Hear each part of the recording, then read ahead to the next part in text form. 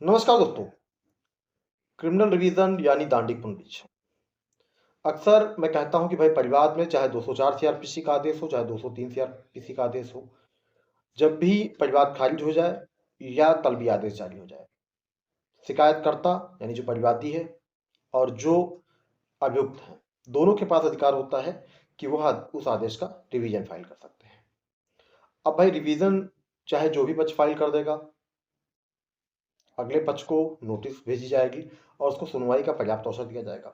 उसके बाद ही रिवीजन में कोई फाइनल ऑर्डर पास होगा। अब बात आती है ये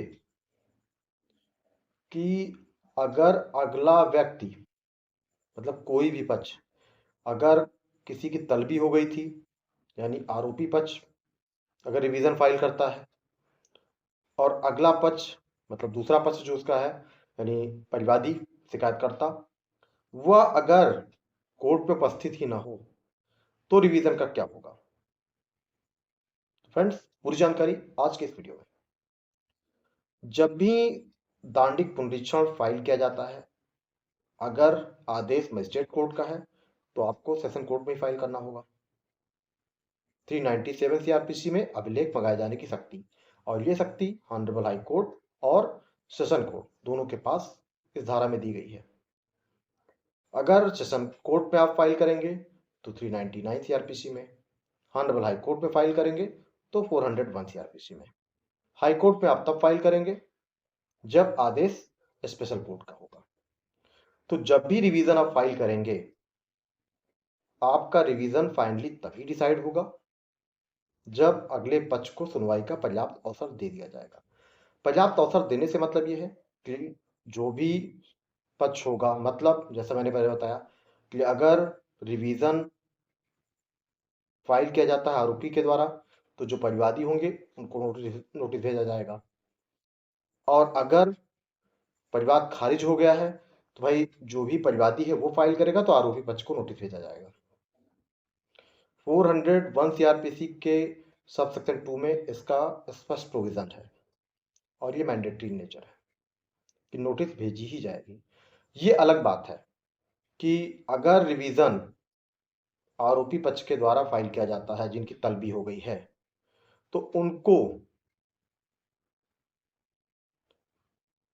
रिलीफ दिया जा सकता है, इंटरिम रिलीफ उनको मिल सकती है। तब तक के लिए फर्दर प्रोसीडिंग जो है कोर्ट की, लोअर कोर्ट की, उस पर स्टे लगाया जा सकता है कि कोर्ट उस पर स्टे कर सकती है और जो अगला पक्ष है उसको सुनवाई के लिए नोटिस जारी करते हुए डेट फिक्स करती है कि इस डेट पे उपस्थित होइए और आप अपना पक्ष रखिए।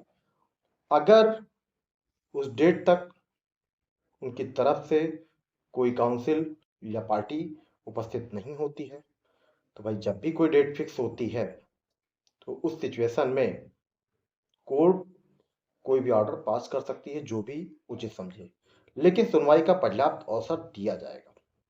उसके बाद ही कोर्ट कोई ऑर्डर पास करेगी और ये मैंडेटरी नेचर का प्रोविजन है। ऑलरेडी सीआरपीसी में इसके लिए स्पष्ट प्रावधान है।